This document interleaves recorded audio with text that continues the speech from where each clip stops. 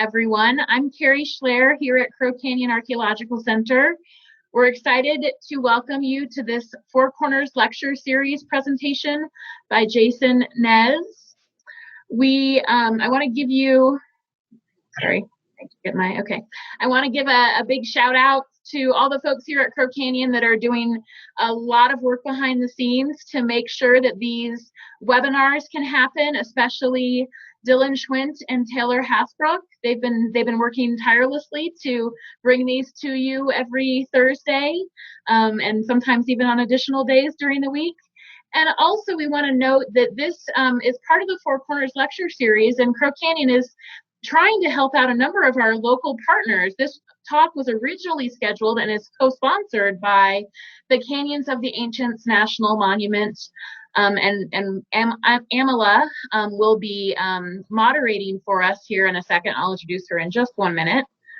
So I wanted to go over a few little logistics about these Zoom video conferencing technology. So one thing that I wanted to let you know is you'll see that you've got my head and Amala and Jason over on the side of your screen. Well, if that's in a place that you don't like, you can move those talking heads, especially if it's covering up something on the slide that you'd like to see, so you can move that around. Also, we'd really like to make this interactive, and Amala will be monitoring all of the questions that come in and helping, to present those to Jason so that we can make sure that it's interactive during the course of his presentation. So please see that if you look on the bottom of your screen, there should be a little button that says Q&A, and please click on that and type in your questions, and then we'll ask those questions of Jason throughout the presentation, and we'll try to get to them all. Although if all 400 people show up and ask questions, we might be here a really long time, but we'll make that happen. If you're having difficulties with the Zoom platform or connectivity, you can go to our Facebook page, Crow Canyon Archaeological Center's Facebook page, and this is streaming there live. And you can also subscribe to us on YouTube, where this presentation will be posted. Normally it takes about 24 hours after the webinar before it gets posted there, but you can watch all of our past webinars. So you can check those out on YouTube. That's also a great way to share this presentation with anybody who you think might be interested in seeing it that maybe missed it on this live stream. So let me give you a teeny bit of background on Crow Canyon Archaeological Center. Our mission here at Crow Canyon is to empower present and future generations by making the human past accessible and relevant through archaeological research, experiential education, and American Indian knowledge. If you'd like to learn more about Crow Canyon Archaeological Center, you can go to our webpage at crowcanyon.org. And it's really a wonderful opportunity that we're being able to still connect with you, even when many of us are socially isolated at home, by doing these webinars. So we're so excited for this opportunity to be able to reach out to all of the folks that are interested in this part of the world. We have 2 more webinars. We've basically been trying to do webinars every Thursday. Our next 2 webinars, next Thursday, June 11th, is by Steve Lexon, that will focus on Mimbres pottery. And then on Thursday, June 18th, we'll be hearing from Katrina Blair, Essential Food and Medicine of the Land, Wild Wisdom. And you can sign up for these webinars by going to our Facebook page or clicking on the link in the email that you are probably now getting about these webinars. So with that said, what I'd like to do now is turn this over to Amala Posey Monk, who is the Visitor Services Supervisor at the Canyons of the Ancients National Monument. And she will introduce our speaker today, and I'll pass it over to you, Amala. Thank you, Carrie. Well, I am so excited to be here today, and I too want to extend a lot of gratitude to Crow Canyon Archaeological Center. As our partner, we could not have done this without you. And, all of us with the Four Corners Lecture Series were perplexed on how we could move forward, or sad that we couldn't. And you guys found the means to it. So I just want to thank you so much for allowing us to still do this. And, as we mentioned before we got started, if we had done this in our theater, Jason may have met, 30 or 40 community members, and it would have been amazing. But this platform allows us to connect to hundreds, if not thousands of people. And I'm really appreciative of that, because Jason Nez is near and dear to my heart as well. A longtime friend. I won't tell you any of his dirty secrets, but Jason and I went to undergrad together at NAU in Flagstaff back in the day. And we kind of both started at Grand Canyon National Park together in our 20s. And he has been such a lifelong mentor to me whenever I needed, someone of his caliber to talk to youth to help make sense of some of the human history that we were seeing on the landscape at Grand Canyon. He was always there to meet with our youth and to talk to them. And as you're about to see, he is just a fabulous human being and so very knowledgeable. So I want to be able to read you Jason's bio.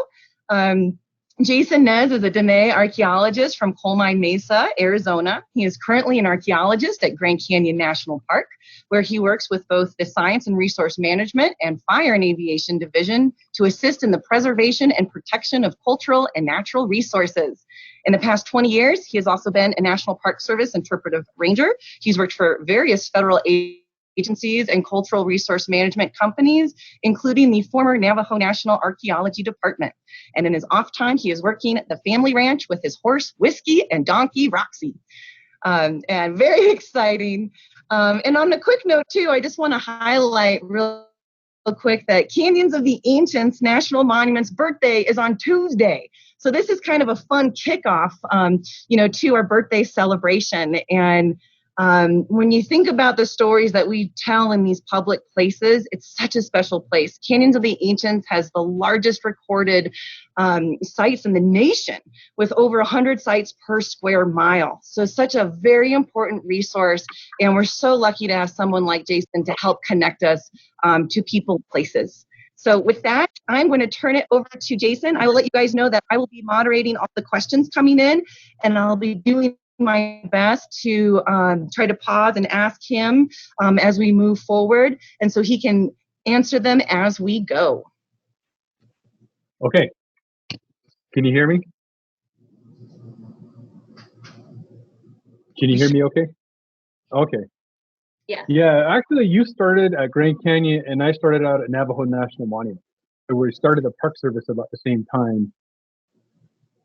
Little different places. So, good afternoon, everyone. As Amela mentioned, my name is Jason Nez. I'm an archaeologist and a firefighter, and I currently work for Grand Canyon National Park, and that's where I'm coming from today. But I am here before you as a regular native archaeologist. So, part of what I'm going to talk about is some of the connections that we Native people have to landscapes, that we Native people have to resources, and a lot of that relationship isn't well understood by a lot of non-Native people. So it starts a lot of questions. It starts a lot of issues when people are saying, why do the natives even care about that? Why do the natives put themselves on the line? Why do the natives take all these risks to protect landscapes? And to a lot of other people and a lot of cultures, landscapes are just inanimate objects. But for a lot of natives, these landscapes are alive, they're powerful, and they're an important part of our identity. And that's what I try to convey to people, and that's what I try to educate people about. So, okay, trying to change the slide. Okay, give me a second. Okay.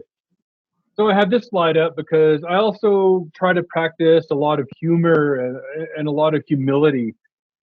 Native people, we're not just one group of people, but we're a very diverse gathering of people with different cultures, with different languages, with different looks, and we're very different, but we're very the same in a lot of ways. And for myself, so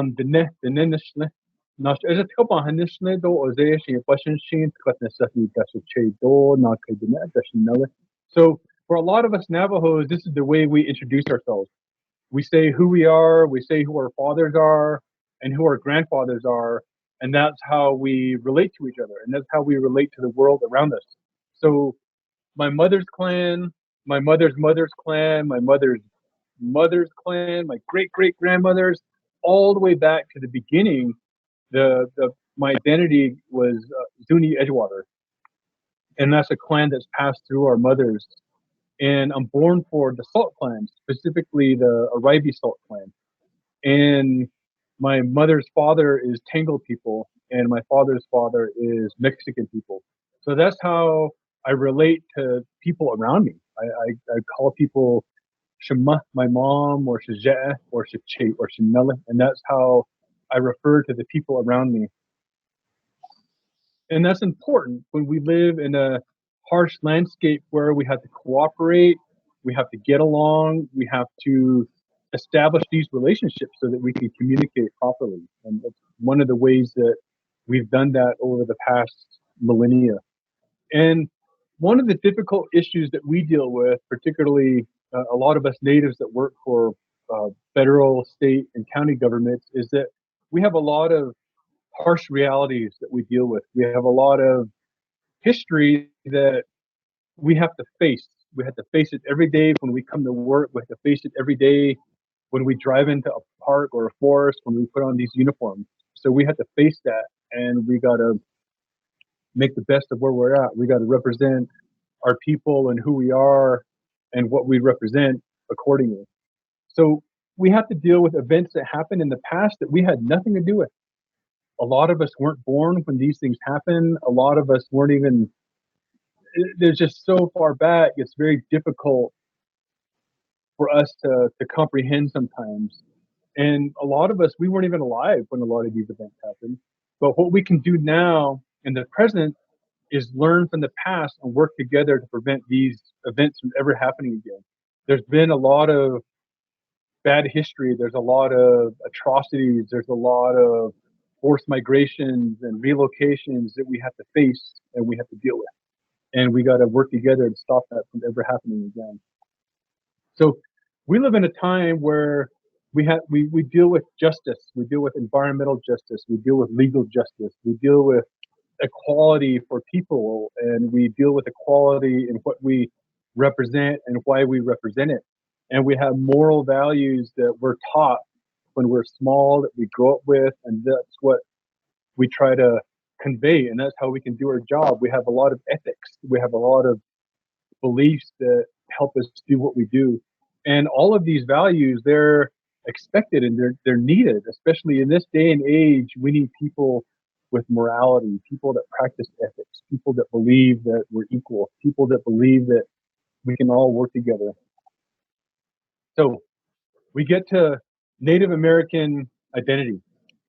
Native people, we have a very unique place in the world. We have a very unique relationship with the world around us. And we maintain that relationship, we maintain that identity by knowing who we are, by knowing our clans, by knowing where we're born, by knowing the lands that we live on, the lands that we use, and knowing our history. That's part of who we are. And if we start losing those pieces, we start losing little bits of ourselves. We start losing that part of our identity. And for Navajos, I mentioned my clan earlier. We have our clan system that helps identify us and it helps relate us to the past. One of the realizations I've had over these many years is I can't separate science, I can't separate law, I can't separate policy, I can't separate economics, I can't separate government. All of it comes together when a Native person does science. All of it comes together when we're out working to protect landscapes. So one of the things that we have to do is connect to the past. We got to connect to landscapes, and we do that through our clan system, the Nedona. For example, we look over to, if we can see the, can we see the pointer? We can see your cursor. Mm-hmm. Okay, so I am up here. So that's my clan, and my Kapahut clan were related to different groups, were related to different tribes. And that clan, we actually have an origin place in the mountains east of Albuquerque, east of Santa Fe, actually, called Kapahut. And it's actually a pueblo that we come from.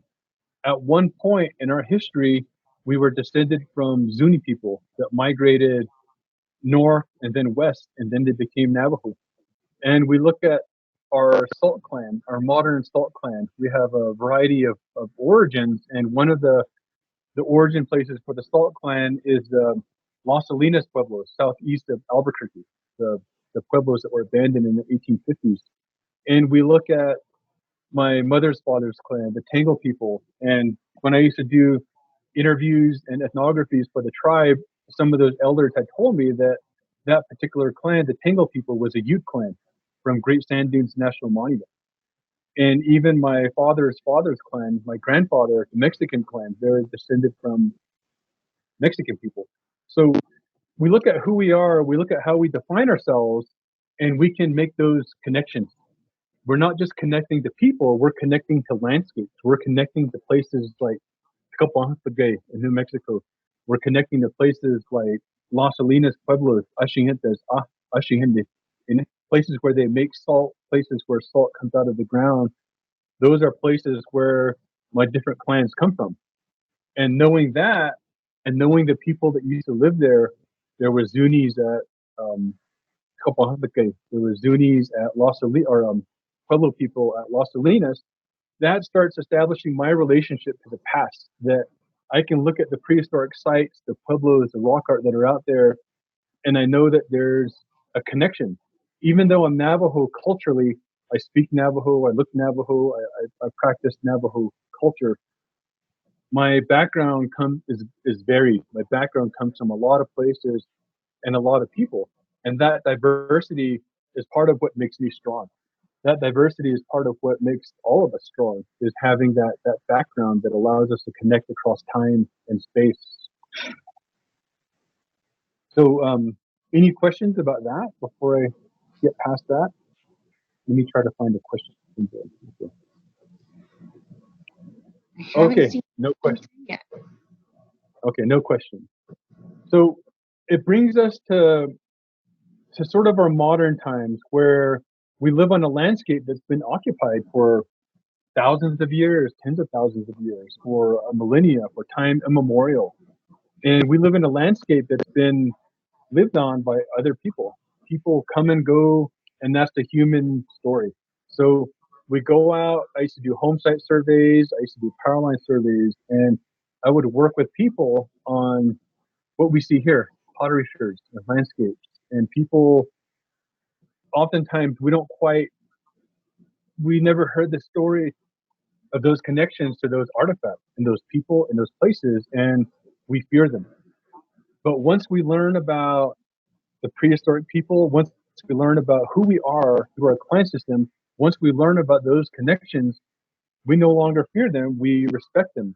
And I think over the past 100 years with the Americans, the Mexicans, and the Spaniards, a lot of our respect has been misinterpreted as fear.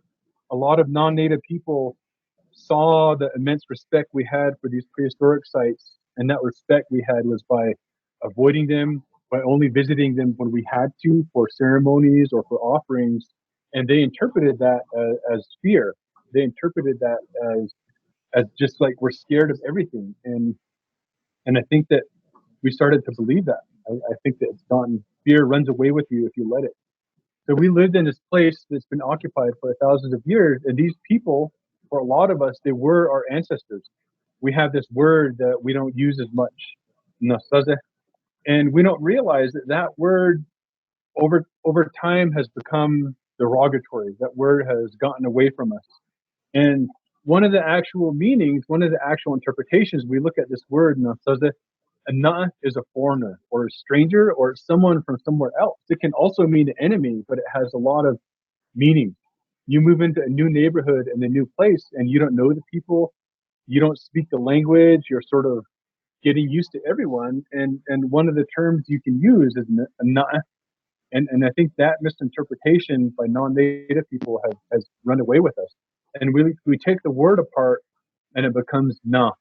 And then zaze.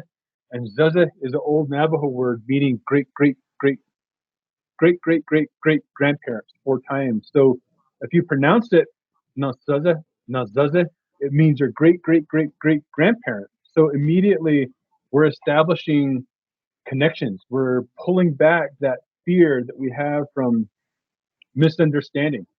I mean, humans, we're just afraid of the things that we don't understand. We have sicknesses out there. We have diseases out there. We have darkness. And if we don't understand these things and if we don't know how they occur and how to deal with them, the proper ceremonies, the proper prayers, if we're not initiated, for lack of a better word, to deal with these things, it, we become afraid of it. It can hurt us if we let it. And if we do understand these things, then we have nothing to fear, and then we're stronger. It's like faith. And instead of fear, we have respect. We respect things and places and people that we hold in esteem. Respect isn't blind fear. We respect what we know and understand. So as we're out on the landscape coming across rock art and artifacts scattered, that's something we practice is respect. We respect it by leaving these things alone because that artifact on the ground has more value and more power on the ground than us taking it home, us damaging it, us removing it from its context. And it brings us to this. It brings us to this Navajo concept we call Hajon. And it's living in balance. Hajon is balance. It's trying to find our place in the world and get along with everyone. And it's not about making a few bucks for ourselves. Money doesn't last forever. And the things we do, it can scar the earth, it can scar the sky, it scars ourselves, and it destroys the future. And that's what we're working for. Hajon is balanced with everything around us. And we can think of it as a direction, as directional. Hajon, we have to be in balance with what's behind us, the past. We have to be in balance with where we're coming from, the things we did, the things our ancestors did. We got to find a balance with that. We have to atone for it so we can move forward into the future. Forward is what's in front of us. What we do now affects 7 generations. It affects 700 generations into the future. How we act now, how we save things now, how we preserve and protect things now is for all these young great grandkids that we're never going to see and we're never going to know. But we have to realize like that's the generation we're working for. What we do now affects them. And balance is also with our sides, with the right and left. We have different things going on our sides. We have neighbors. And for my tribe, we have the federal government, the county government, the state government. We have other tribes. We have Utes, Zunis, we got Hopis, we got Paiutes. And those are people that we're living with. We live with a long time, and we need to keep those balances. We need to keep those communication going. We need to be able to work together because we're going to be here forever. So we have to keep that balance. And we have to keep balance with what's above us, with air, the environment. We have to breathe air.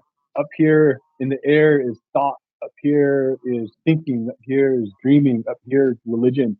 We have to take care of what's above us. And we have to take care of what's beneath us, which is the earth, water.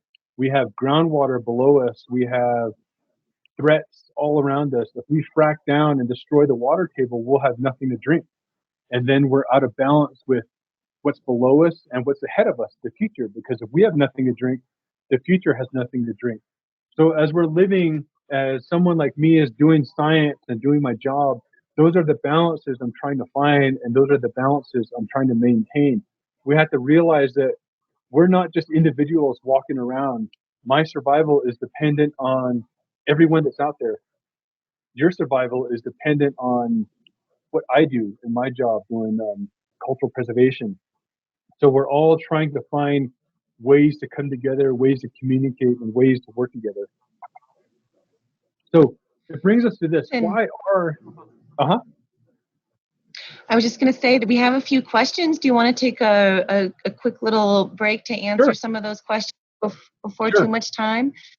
Yeah, I'm trying to find the Next one question. from Maryland asked, they're under the Q&A. There's 5 in there right now. The first one says, is there a time frame relationship to a person's family history? For example, when did your ancestors live in Las Salinas? So for a lot of natives and my tribe, time is just, it's tangible and intangible. Time can be yesterday or 100 years ago or 1,000 years ago. And that's how we look at time. It can be like it happened yesterday or it happened a long time ago. Time is just insignificant in that way. It's a weird way. It's a weird way to answer it, but time is just, it's long and it's short, I guess. And this next question, as an English person listening to linguists say about Athabascan culture.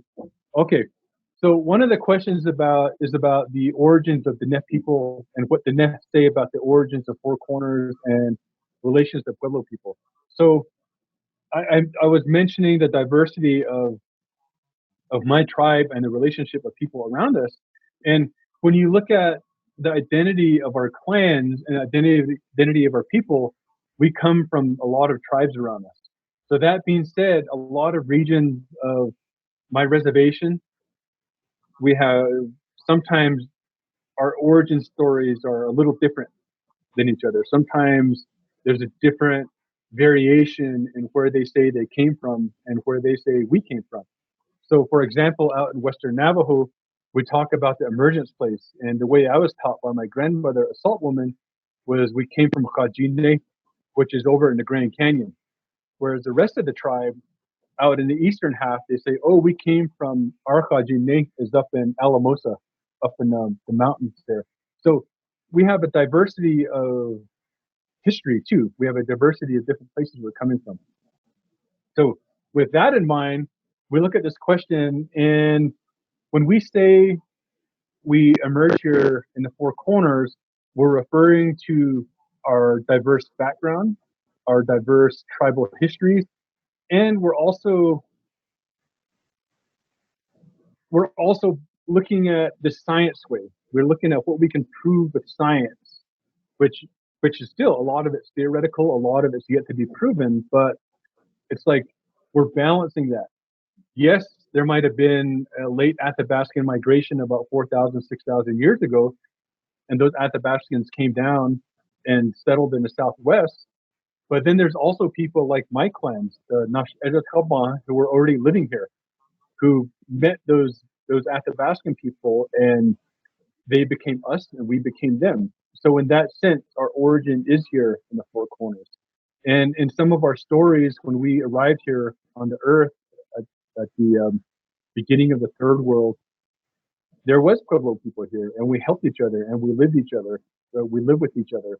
They taught us corn agriculture. We taught them hunting technologies. So there was a give and take relationship there. So Navajo's relationship to the native civilizations of northern Mexico. Many in Mexico point to connections between the Chichimeca people and civilizations. So referring to our diverse background, there's people coming and going. There's leaping Apaches down on the Texas-Mexico border, and that's not something I've really been looking at. We look at the lithic technology, we look at the ceramic technology, we look at um, cultural relationships, resemblances, and all that. And I don't quite see that coming out of northern Mexico. It's not to say it's not there, but it's something that needs to be looked at. And some Navajos, they are descended from those some people. Some of my, in more recent times, Navajo women have married Mexican men from northern Mexico. Mexican women have come up here, and we call them Nakaidene. They're still Navajo, but they still have their cultural identity from where they come from. So that's just how we roll. So how do we recommend conveying the complexity of the word Anaasazi to visitors? So I use the word ancestral Puebloan. I use the word prehistoric people, and that's how I talk about these prehistoric people. But if I'm talking to Navajo people, then I'd say it like being the Anaasazi, dant or something like that. Like this is what they come from, and that's just the word we use. But in that context, I don't think it can be taken as derogatory. But it's just something that local units need to work on. So Kiani, Turkey people, Folded Peoples Clan. So there's just clan relationships. Every clan has like a different grouping, and within that grouping, that clan is related. So the Kiani clan met the Turkey people when they came back from. They met the Turkey people were originally from around San Francisco Peaks area, and the Betkhatni. So the Kiani, the Kharidineh, and the Betkhatni were sort of related in that way. They lived together at one point in the far past. So I'm gonna go ahead now. We have a bunch of questions. We'll try to get back to them now. So. Sounds good, Jason. Okay, so now we're looking at why are cultural resources important? Why do we have people that are archaeologists out there studying the past, studying artifacts, and studying these connections?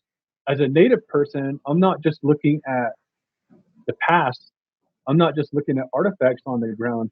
I'm looking at connections. I'm looking at the things that prehistoric people felt was important because those things are important to us now in the present. I'm looking at these connections that define us and protect us. So we live in a time of diminishing lands and diminishing resources, and these are our resources. And some of that history that we have to face is this is what the 48 states used to look like prior to Columbus. And this is what it looks like now. And some of these places are actually getting stronger. We have I think it was the Wampanoag tribe that is having an issue with the Department of Interior. And these issues go on, and in some areas, native land gets taken away.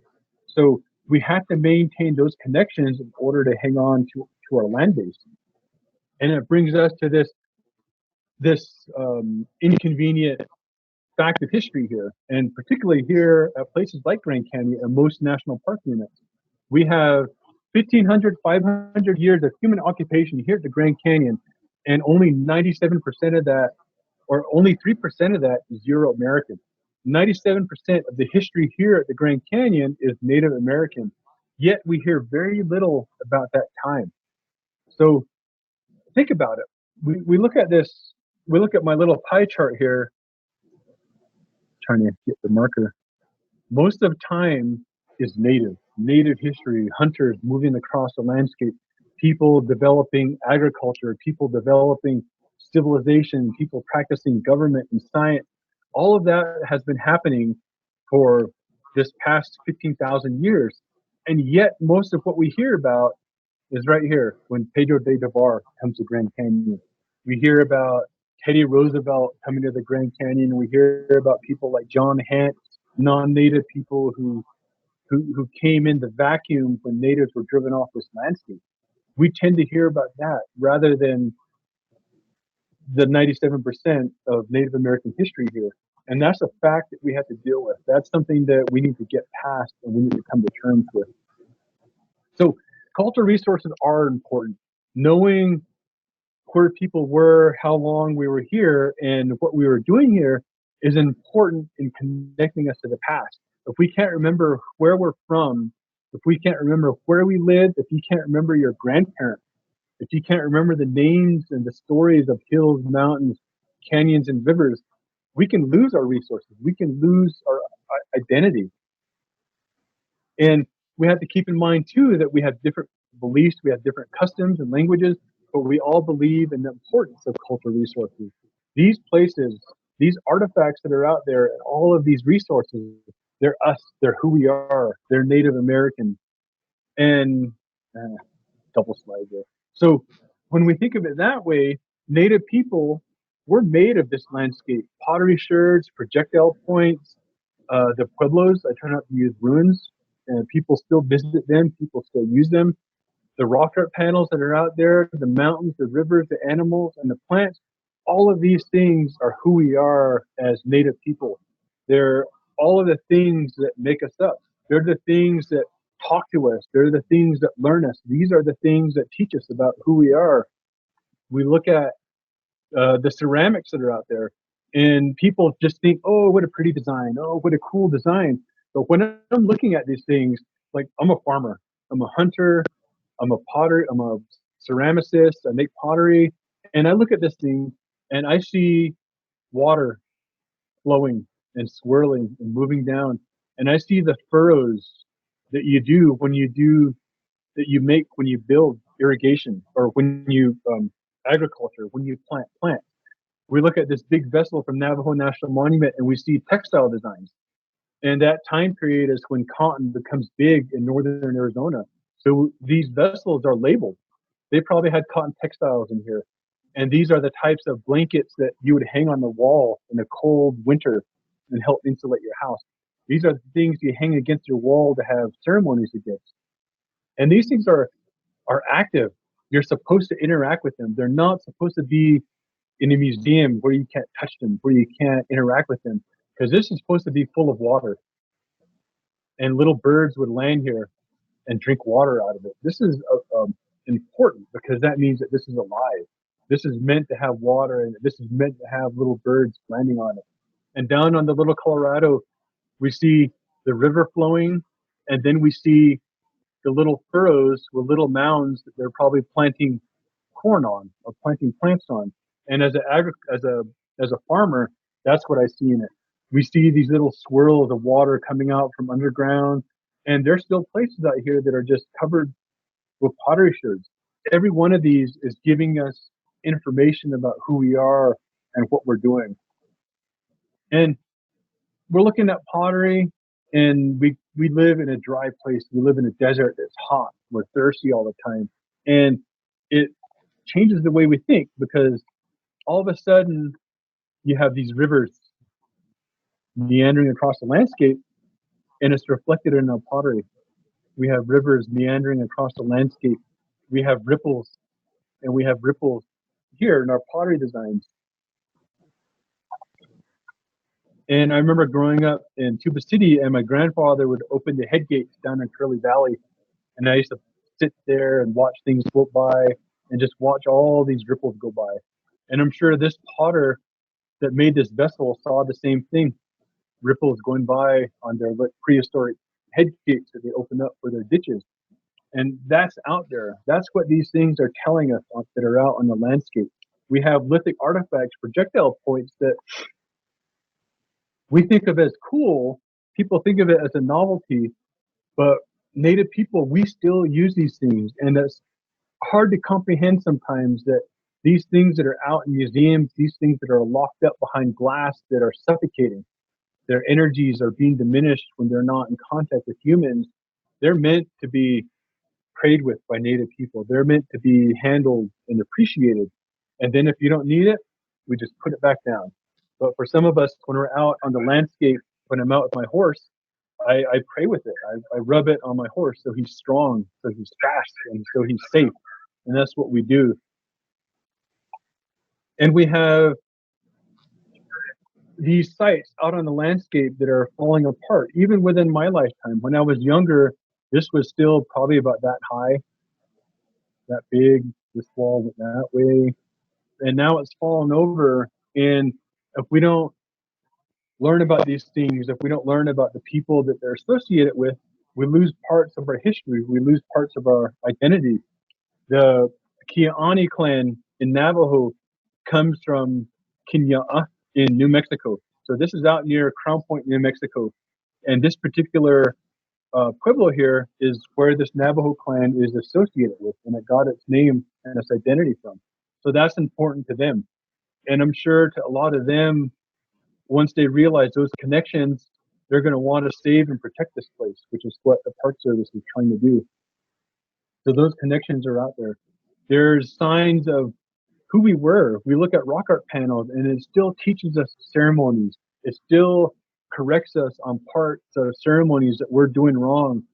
And this particular ceremony, the Nightway, which the ceremonial cycle just ended with the end of winter, but this is a ceremony that we learn from Pueblo people. In the old Navajo story, the Navajos came into the Quetzal area at Navajo National Monument in those particular canyons, and they encountered the Pueblos, specifically Zunis that were said to be living at Quetzal. And they taught us this ceremony, and we use that to heal them. and we still practice it today. And that's what this rock art refers to. And there's things that we can learn, and science sometimes is just catching up to what natives practice and what we know. And in this particular panel down on the San Juan River near Shiprock, we see flute players, we see dancers, and then we see fields. So again, as a farmer, this is what I see. I see these grid gardens, and the prehistoric people, they're telling us this is how you farm in this area. And the flute players are saying, make music for the crops, they'll grow better.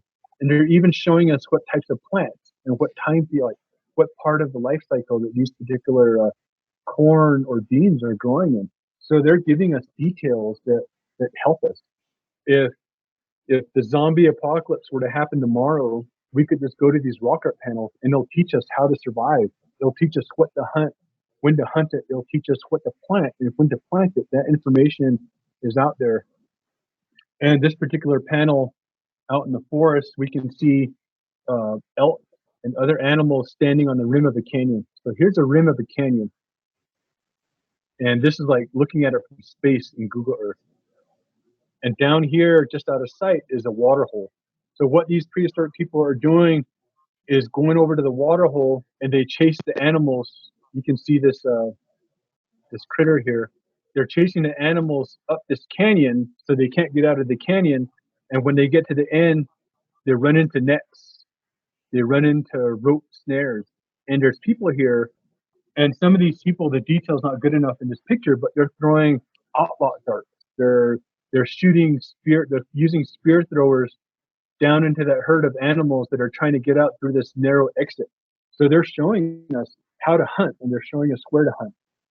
And there's even details in clothing out there that, if we can zoom in, we can see like these leg warmers they're wearing. We can see some of their jewelry. We can see the designs on their clothes, and these are things that we can learn by looking at these things, by studying these things. These rock figures are 6 feet tall. They're very rare polychrome style for basilica period. And you can see here all these bighorn sheep, they're running this way to the right.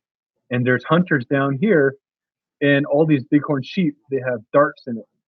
So these hunters, they have outlots in their hand, and they're throwing darts into the sheep. So they're hunting. They're showing us at this spot you can do game drives and you can be a successful hunter.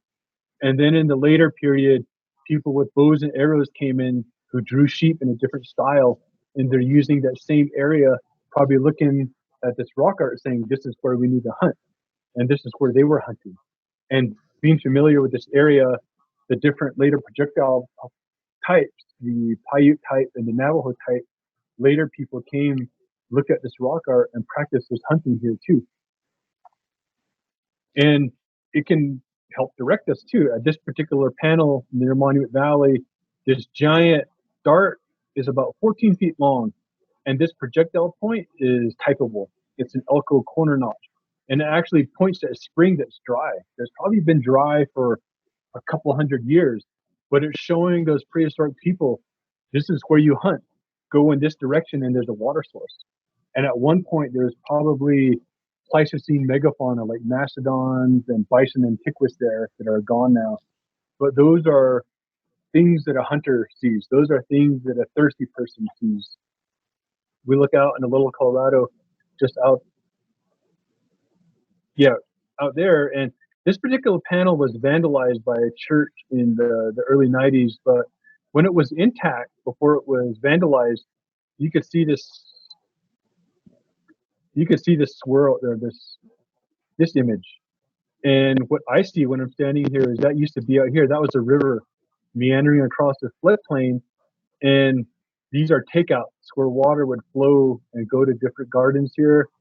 And then there's human figures out here. There's probably ownership for different areas, and there's different events going on. There's animals running by. There's a lot of hunting in this area. So those are the ways that we look at landscape. We try to have to look through it from the eyes of hunters and the eyes of farmers. And this one's a great one because you walk up to this rock, this boulder here, and it's saying, take a step. And right below this boulder, there's a spring. And then you stop And then you hide behind this boulder and you can use the bow and arrow and get whatever animals come to the spring here. So he's like, stop, hunt here. So they're telling us this is where you can hunt. Meanwhile, above there's weather patterns, there's constellations going on, there's different things going on in the sky. So that's how we connect to prehistory, is we're looking at these things, we're practicing these things, we're learning from it. It's literally speaking to us. And if we become artists and scientists and we learn our traditional histories, we can still learn from these things.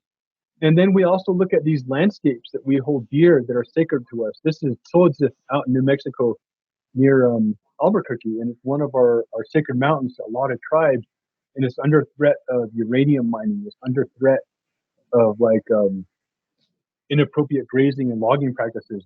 And that's why tribes want to be a part of management. Tribes want to be a part of the decision making that affects how this landscape is taken care of. And these places, they're important. This mountain isn't there. If it's destroyed, then that important foundation of our culture is gone. That mountain, the way we draw it in sand paintings, the way it's drawn on rock art, that's gone. And we're 1/4 less native if those of us that believe these things. So these things are important. We look at down here at the Grand Canyon, and for Navajo people, the Western Navajo, this island here is where we emerge from. The Hopis emerged in the area. We have similar stories, but we hold this place very sacred. And we're always trying to protect this place against inappropriate development. But how this place looked when I took this picture on this cold winter day, how I felt looking there, knowing that story and making those connections, that's how everyone should feel coming here. That's how people far into the future that come to this place in 7 generations and 700 generations, they should come there and feel how I feel now, and they should be able to know that story that I leave for them. And we think of identity as landscapes, we think of it as artifacts, but it's also animals. It's one thing that we tend to leave out of our daily decision making, daily prayers, and these animals remind us all the time: stay humble, stay sharp, stay aware.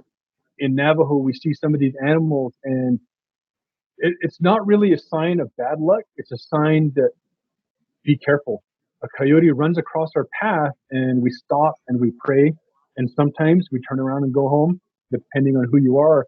But what that coyote is telling you is, be careful. There's something in the area. Something scared that coyote out, and he ran by.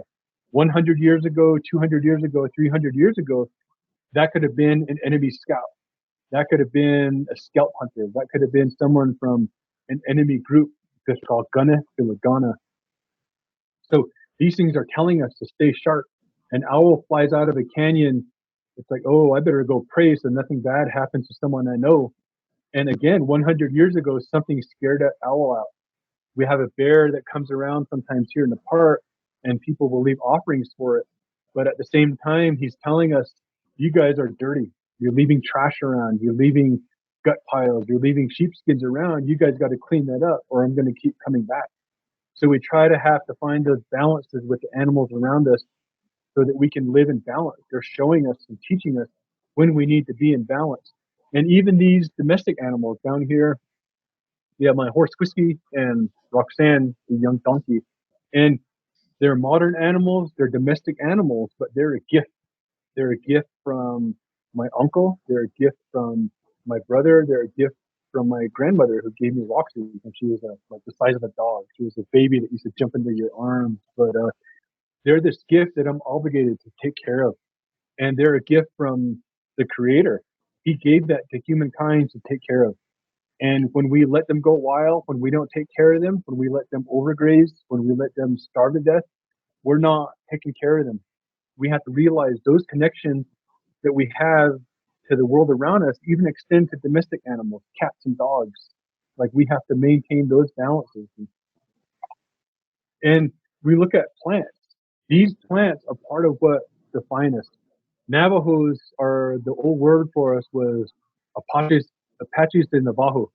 And that was the Navajos or the Apache group that practiced agriculture. We planted corn. We were corn growers. And for a lot of the tribes here in the Southwest, corn is who we are. It's important to get corn pollen. Cornmeal is important for ceremonies. It's an important ceremonial food. And as the climate is changing and it becomes hotter and drier every year, we're less and less able to grow corn. My family, we used to grow corn ever since I was younger, but the past 5 years, the past 10 years, it's even harder to grow corn because we don't have spring rain. It hasn't rained where I'm from since like, I don't know, March, February. It hasn't rained in that long, and that affects our ability to grow corn. It affects our ability to maintain that part of our landscape. Climate change is affecting who we are. Squash is important. If we can't grow that, we start losing that influence in our art, that influence in our food, that healthy aspect of our diet. It's affected by the lack of rain. We look at the plants around us. We look at piñons. Piñons around the park, they're an important economic driver. Families will come out and they'll pick piñons for weeks and sometimes even months in the fall during a good year. And they can sell those piñons and they can make $1,000. That's a rent payment. That's a truck payment. That's a cell phone payment. And if you're on the smart plan like me, $100 a month, it's a big deal. So with these trees being affected by the lack of rain and by the intense heat, we're less able to support ourselves. We're less able to maintain that part of our identity. We look at plants like juniper down here, and as those die out, it's an important building material. It's an important plant for medicines, for keeping bad luck away. And if we lose these plants, we lose who we are. So we're protecting that part of our landscape, and that's being affected as it gets drier. So again, I'm going to emphasize that we care. And why we care is because we have these different beliefs. We have these different customs, different stories about animals, different stories about plants and the plants we eat, and we all believe in them. Everything about these things is who we are. These animals, these places, these artifacts, they're all of us. And it brings us to this aspect of history. But let me answer some questions here real quick before we get into this part of it. So, does respect in terms of how to relate to Diné people and non-Diné people, how to act and what word to use, how to listen, how to express respect in one-on-one communication. What does respect mean? So it's basically that.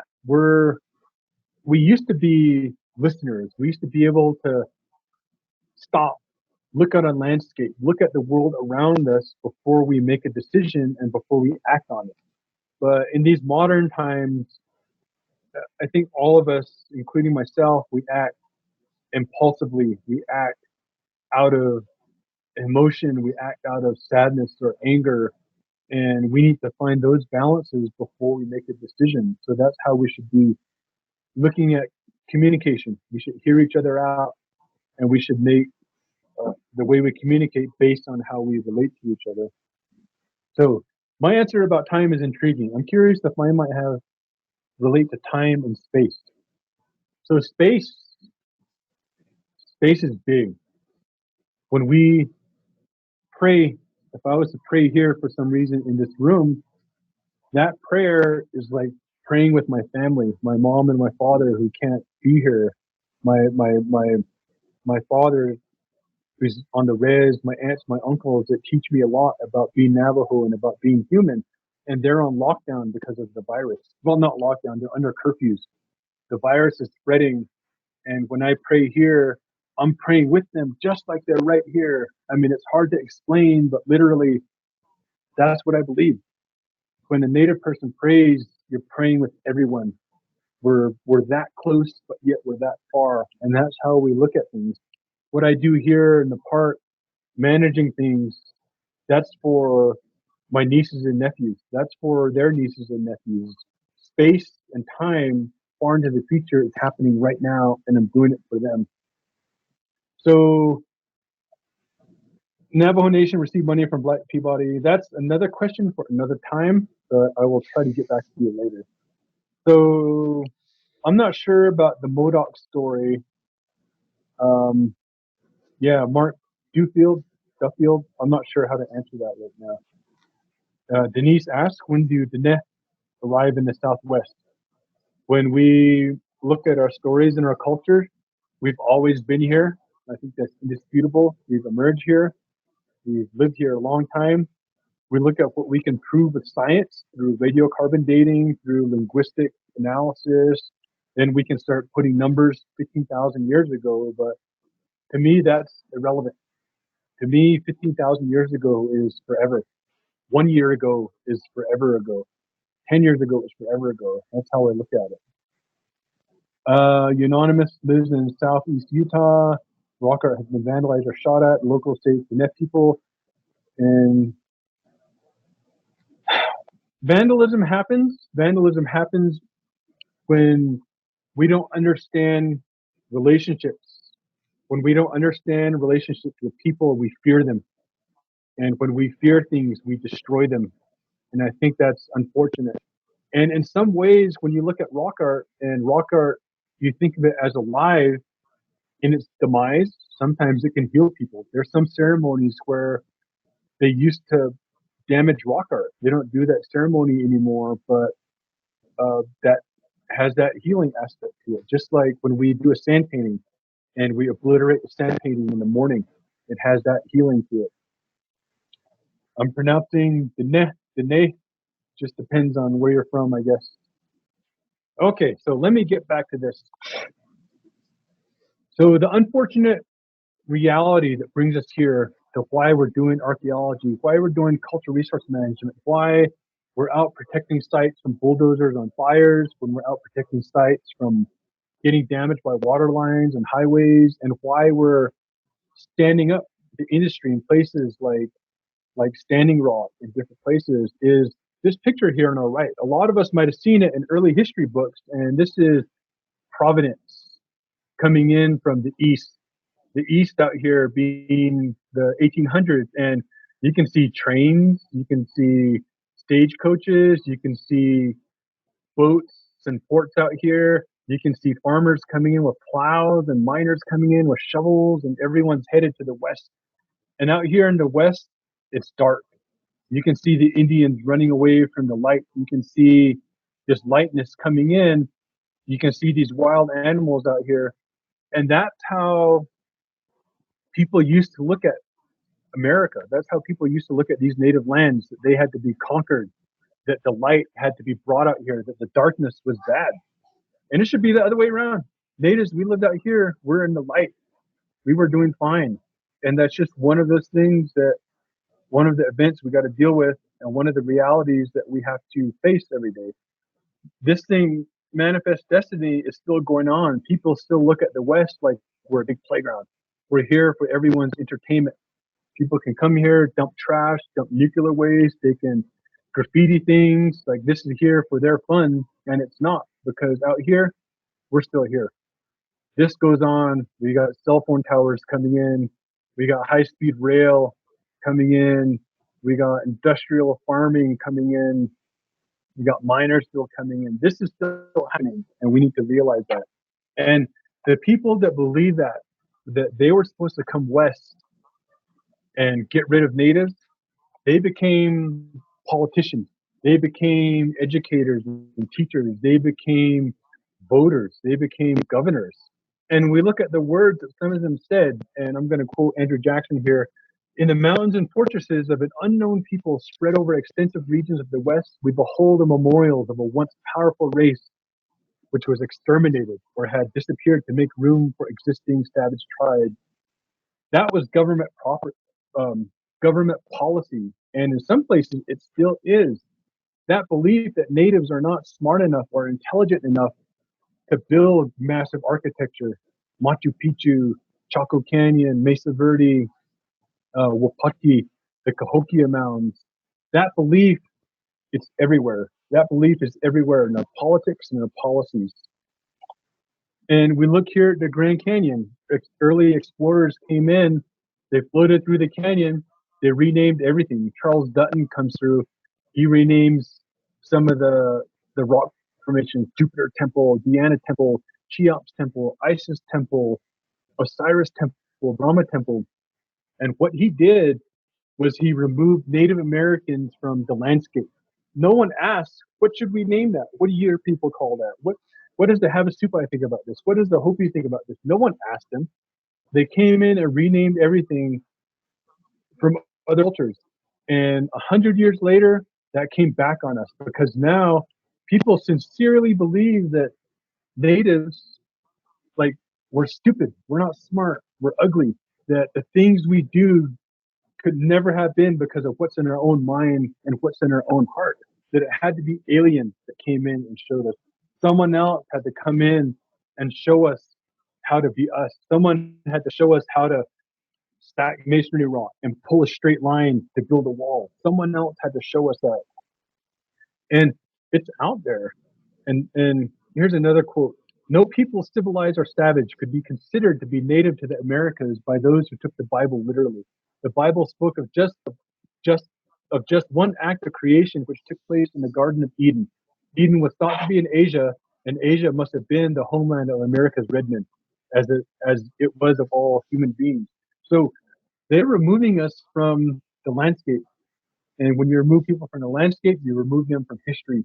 You break those connections and you remove that will to live and that will to fight for what you believe in. So that was part of a plan. That was part of policy, taking Native identity. Now in 2020, they say it was aliens. But 100 years ago, they were saying, oh, it was Egyptians. And oh, natives couldn't have built Mesa Verde, it was Aztecs and Mayans. It's just people were in such disbelief that we're so smart and capable that they had to attribute everything we do to other people. And it's everywhere. The people that believe that, the people that taught that in school, they wrote laws, they wrote policies, they wrote acts that dictate how we manage land and how we manage people. And if we allow these things to be erased, if we allow places, artifacts, we're erased. We're erasing part of ourselves. When we take one artifact off a site, we're removing a little bit of some cultural connection to someone. So we're erasing ourselves. And it brings us to this. What is a Native American? We have to deal with this all the time. Native people, we constantly have to define who we are. And it's like, I could be walking on the street and no one has a right to say, tell me how you're Native. Tell me how you're connected. And like, that's not acceptable these days. And we have people imitating us. We have people playing out these stereotypes. And if you see these things, if you're taught them, if you learn them, if you're bombarded with them, you sort of start believing them. We have Native kids that believe these things. We have Native kids that believe that this is our identity. They've taken these things that we believe in and they've turned it into a joke. And we see these things. We laugh at people in Sedona looking for vortexes. We laugh at people at Burning Man wearing headdresses. And we laugh when someone tells us they have a Cherokee grandmother, but that's dangerous. It's dangerous because when we laugh at them because they made it funny, we're laughing at ourselves. They've taken our beliefs, they've taken the things that make us strong, they've diminished it and demeaned it until it's nothing but a joke. And it directly affects our self-esteem, and it emboldens those who are working against the best interest of Native people, and they're out there. So we constantly have to maintain those connections. We constantly have to maintain our identity. And we're constantly learning from the past in order to prepare for the future. And we care about these things because it's not just inanimate objects. It affects us. We Native people, we suffer from suicide epidemics, alcoholism, low self-esteem. We grow up as some of the poorest people in the country. We live among uranium mines and coal mines. We watch our families get sick. We bury our families when they die from cancers. We grow up in areas where we have to look on forests and parks where it's overgrazed, deforested, or burned from the lack of management. And we have non-native developers that constantly come in and try to destroy these places that give us strength. And we realize what happens to this earth, it happens to us. And that's why we care. These federal lands, they're born out of this myth that natives are vanished. They just mysteriously disappeared. And to quote the Declaration of Independence, that we're merciless savages. We're animals. We should be destroyed. We should be removed from history. And that myth It was reinforced by the constant lack of recognition by early environmentalists, people we look up to. We read them, we quote them, John Muir and Teddy Roosevelt. They had nothing good to say about natives, and we got nothing good to say about them either. But when we come to somewhere like Grand Canyon, where it's a centennial, where it's like, oh, we got Teddy Roosevelt, we got this and that, but we have very little native representation in these events. It affects us in that way. It makes people angry, makes people question things. And we care because historically native people, we weren't considered when it came to the management and disposition of federal land. No one said, how do you feel about Grand Canyon? How do you feel about managing this place? How do you feel about the Kaibab Forest or Glen Canyon Recreation Area? No one asked us when they established these parks. This myth that we left, it's been persistent. That's how a lot of these places were established. There's no one living there. Well, no one was living there because everyone was chased off, forced on reservations, or killed. That's why no one was there. And that myth has led to this long, rocky relationship with the different land management agencies that persist to this day. There's people still out there that believe these things. And we have to realize that Native people, we've never stopped using these lands. We're still here.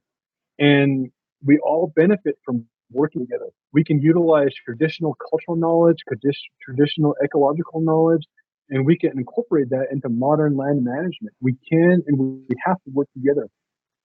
And protecting and preserving these lands and what's out there is protecting and preserving ourselves and the future. The future is what matters. These forests, parks, monuments, rec areas, no one asked us, no one considered us, no one thought about us when they made these laws and policies. We were barred from using these areas for hunting, for agriculture, for gathering, migration, for water, and for ceremonies, things that we had done for time immemorial, a millennia, 10, 15,000 years, whatever number you want. We were using it. We look at the Organic Act that established places like, or established National Park Service. The fundamental purpose of national parks and monuments is to conserve the scenery and natural historic objects and wildlife therein, and provide for the enjoyment of the same in such manner and by such means as will leave them unimpaired for the enjoyment of future generations. We look at that Organic Act, and it doesn't mention Native Americans. It doesn't mention the people that used to live here, the people that believe in these places and that identify with these places. We look at the Wilderness Act that dictates how we manage a lot of our federal land. In order to assure that an increasing population does not occupy and modify all areas within the United States, leaving the lands designated for preservation and protection in their natural condition. Again, no mention of Native Americans.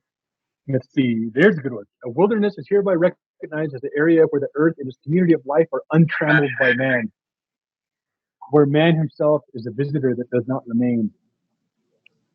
No mention of Native Americans. And we've been here since this continent was habitable, since the extinction of short-faced cave bears and Pleistocene megafauna and mega predators. We were managing these landscapes. We're managing it by living on it. We're managing it by using it. We're managing it by hunting, by setting the forest on fire, by moving plants and animals around. We were managing this place. So we weren't managing these acts. None of our prior occupation, our prior use, our traditional cultural properties, none of that was mentioned. And it wasn't until the American Indian Religious Freedom Act that we had some input in the way federal areas are managed. And I'm not going to read the whole thing, but there's something to look into. Careful. And we care a lot. And we're working together. It's not all bad news. It's not all Jason concentrating on the past. He can't get over it because I'm not going to get over it. It's right there. The past is yesterday. The past is a second ago. The past, the Havasupai being driven out of the park, that was just now. It's not just 100 years ago. It's not just 1977. These things are happening. They're going to continue to happen, and that's always going to keep it in the present. But we still have to work together. We have to cultivate and maintain a positive image of Native people. We have to show how smart we are. We can't let people focus on their bad things, but we'll show them our good things. And throughout the world, not just in the Americas, indigenous people's histories, it goes far back, far beyond time as we know it. 15,000 years is nothing. 30,000 years is nothing. And that's where we need to try to begin our understanding, knowing how time flows for Native people, knowing how space is set up. Oh, cool. I'm doing the History Channel guy. I can see myself. Aliens. And we have to realize that they're covered with the footprints of Native people. And these footprints, they're in the form of pueblos, of room blocks, of rock art, projectile points, pottery sherds. The names of the mountains come from Native people. The names of the rivers, the songs and stories of these people and these lands is a song and a story of ourselves. America could not have been America without Native people. We taught the early colonists how to plant. We taught them what to plant and when to plant it. We taught them government. They copied the Iroquois Confederacy when they developed the framework for this country. They learned how to fight for Native people. The colonists couldn't have beat the British unless they started fighting like natives. So there's a lot we've given to this country, and I think that that's always something to note. When we look at these lands, we're not just looking at a national park. We're not just looking at a national forest or rec area or a reservation. We're looking in the mirror. We're looking at ourselves. How we treat these lands is how we treat ourselves. We keep these landscapes healthy. We keep ourselves healthy. We keep ourselves healthy so that we can help take care of these landscapes. And that's an important part of my job as a firefighter is staying healthy so I can help protect this place, so I can represent this place and these people. And just knowing that what happens to this land happens to us. What happens to all the things that are out there, it happens to us. And that's why Native people, we're willing to put ourselves on the line. That's why we're willing to take risks. That's why we're willing to defend these places. Places like Standing Rock and Oak Flat at San Francisco Peaks and out here near the confluence and also the upcoming proposed 4 dams out on the lower Colorado. Those are issues that are coming up. So we have to maintain our connections to these sacred lands. You have to maintain your identity or they will come and take it from us. If you forget about these things, all you young natives, if you forget about these connections, someone is going to take it from you. You got to stay strong. You got to stay connected. You have to talk to your grandparents and your parents, and you got to learn from the past to prepare for the future. Back then, the Sand Creek Massacre, a bunch of non-native people that like to play army. They wore army uniforms. They played with army guns. They got drunk and they went and wiped out the tribes over in the Sand Creek. And then we look at these things. History is lining up. We have to learn history. It might be ugly. It might be terrifying, but we have to learn those lessons that led up to these bad events so we can prevent them from happening again in the future. We always have to be learning from the past. And I guess I have a double slide. So I'm going to go answer some questions real quick. Okay. Better term for indigenous petroglyphs and pictographs and rock art.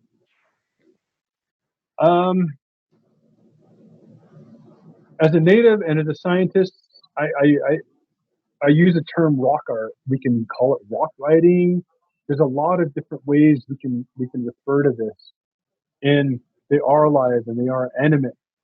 And in some Navajo stories, my buddy Will from our shiprock office, he talks about rock art is when the holy people were finished teaching us how to survive on earth, when they taught us, teaching us, when they were finished teaching us the ceremonies and the hunting ways, they left us and they became rock art to remind us of what they taught us and how they taught us. And that's why we respect these things. So in that way, they're alive. So I'm not quite sure how to answer that. It is art. It is on the rock. It is a type of writing. It's a type of communication. That's something that I'll have to gather up some natives and we'll talk about it. So the pandemic's dire impact in the pueblos and reservations of the Southwest has provoked much talk, little action on increasing. Do I see this as danger, cultural invasion? So part of what defines us as Navajos, and I think a lot of natives, is we take what works and we make the best of it. We're always learning new things. There's this myth that native people were like unchanging cavemen, that we're so stuck in the past that we can't move forward. But we're always taking what the future has, what technology has. We take what works, we apply it, and we make ourselves better. Right now, I think that broadband internet has potential to help us to educate ourselves, especially like in a pandemic. We're able to talk through this computer. Oh my God, I couldn't even translate this to my grandparents, my late grandfather. Like, I can talk to the computer and I can teach thousands of people, hundreds of people. This could be a school group. That's how we make the best of it. And I don't see it as endangering culture and history in that way. It becomes a danger when we have a lot of people taking a picture, leaving the geotagging on. The whole world sees it. Everyone goes there. And we don't need all these people coming to our reservation, disturbing things right now. In that sense, it's a danger. So, those in charge in DC, uh, I'll I'll leave that one for later. I can't quite answer that right now. Ancient images, good idea, Marilyn. Um, okay, good commentary by Mike. Okay, so I'm gonna move forward now. So we've had time to think about our connection to the past, our connection to the world around us, and we've had time to think about why we even care. Why am I doing the job I do? And why we're dealing with a system and institutions that are set in place not by us, but we've been taught to accept them and practice them. We look at this last generation and we deal with this: kill the Indian, save the man. That was government policy. They took young native kids, sent them off to boarding school, and taught them, like, you are a dirty, filthy human being.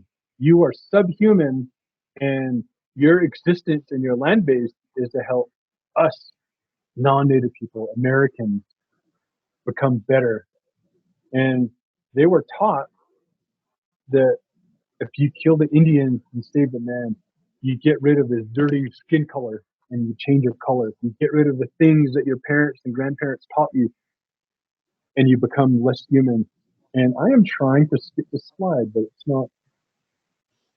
And this was at schools on the reservation. This was taught in boarding schools. This was taught to our leadership. And we were taught that our cultural values, our beliefs, and our religion was bad. And I believe this picture is from 1954 out in St. Michael. Tradition is the enemy of progress. And that's how they confused us. That's how they made us weak. Were teaching us that who we are is bad, that we had to change our color. We had to change the things we believe in. We had to change the way we adapt and evolve in this modern system, that only this non-native capitalist way was the best way. And we look at the past, and here's a good quote from the guy that wrote The Wizard of Oz. Oh my God, one of my favorite movies. I never knew this dude was a dang freaking racist. And this is what he wrote. The pioneer has before declared that her only safety depends on the total extermination of the Indians. Having wronged them for centuries, we had better, in order to protect our civilization, followed up by one more wrong and wipe these untamed, untamable savages from the face of the earth. In this lies future safety for our settlers and the soldiers who are under incompetent commands. Otherwise, we may expect future years to be as full of trouble with the Redskins as those who have been in the past. Why do you think we get so angry when someone calls us a Redskin? Why do you think we get so angry when they destroy part of who we are, the landscapes and the artifacts and stuff like this? People believe these things. They made it policy. And they were never able to break us. We're always going to be people of the earth. We're always going to have knowledge of our sacred landscapes, those mountains, those rivers, those hills, those archaeology sites out there. If we destroy these places, then we're just words. Native Americans, Indigenous, Indians, First Nations, that's all we're going to be if we allow this landscape and we allow those connections to be broken. Because we're everywhere. Hike around the canyon, hike around anywhere you go, you're going to find signs of Native Americans, places where people hunted, places where people lived. And we have to realize that sacred places, they're not just dots on a map. In our modern times, we tend to compartmentalize. We tend to diminish things. We tend to make them small, little pieces so we can take it apart. We take the landscape apart and we just call it what we can see. But what makes a landscape is not just what you can see, but what you can hear, what you can smell, all the plants and animals that are there, the association with stories or beings, everything that can be seen or touched, all of that is landscape. And all of that is also soundscape. All of that is also viewscape. All of that is also habitat. All of that is also culture and religion. You can't separate that part. You can't separate it. You can try. We're fighting over things. We're trying to pull things apart, but they can't break that from us. We're always going to be stewards of the land and what is within her, what the earth has to give us, what Mother Earth can give us. We practice it, we share it. And some of those things aren't just inanimate objects. They're not just places. They're not just solitude. They're not just quiet. But it's also justice. It's also equality. It's also morals. It's also ethics. Not just for this land, but for our people and for identity. You can't separate land from people. You can't separate identity from land. You can't separate identity from people. All those things come together. And we look at these places. We look at the confluence. We look at sacred places. We're always going to value them. We're always looking for a story. We might think we know it all, but we don't. I've been in archaeology 14 years and I got so much to learn. I got so many people to talk from, so many people to listen to. Elders on the east side will tell me a different story about this rock cut. Elders on the west side will tell me a different story. Elders from Zuni and Hopi will tell me a different story. Each one is important. Each one becomes part of who I am, what they allow themselves to teach me, what they think I should learn. I apply that wherever I go and how I do my job. All these things are stories, old ceremonies, old events, old cavalrymen coming in, the sun rising and the night setting. All those things are out there. So I'll leave it with that and we'll go to some questions here. Can everyone hear me? I see Amela's the only one moving around. Okay. You smiled from that. So I'm not going to get too much into politics. I'm not going to get too much into some of those issues. That's another issue for another time. And anyone that knows me knows that I got a lot to say about these things. I can't really comment on resisting right now. I can't really comment on those things. Corporation, you're right, it belongs to all of our children. Children might. So D, the U.S. is in a terrible state. Do we have any suggestions to restore it to Hajon? So there's a lot of ways. And the best way is just talk to each other, talk to your neighbors, learn what they're about, learn what drives them, learn about history, learn about the Constitution so we're quoting it and understanding it rather than yelling it. It's imperfect. It wasn't written for Native people. It wasn't written for colored people. It wasn't written for women, but that's what we got right now. So that's something we got to work with. Just learn about who we are, where we're from, and that's how we can find balances. Because a lot of our imbalance comes from not understanding who we really are and what we're capable of. Climate change is reality, drier, insight to the South Tribe Southwest. Does your past give you any insight or hope? So looking at the past, there is insight. We used to move around. We used to go from one place to the other, and now we can't.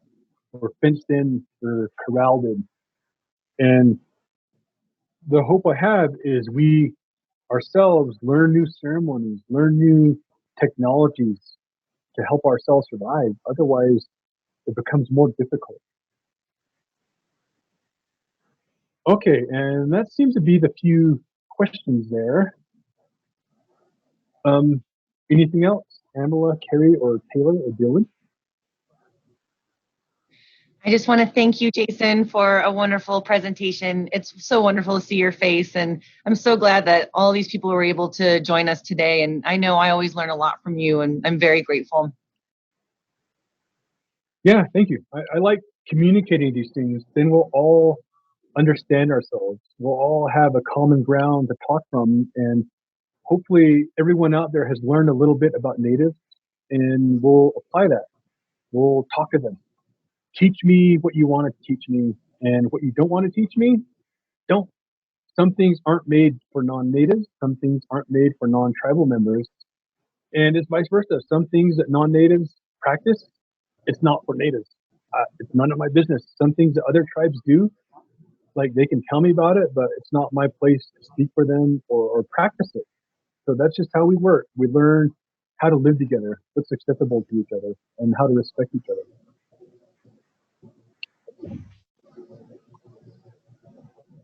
Okay. Well, thank you, everyone. This was fabulous. I hope everyone has a pleasant evening, and I hope you enjoyed and learned something today. Thank you.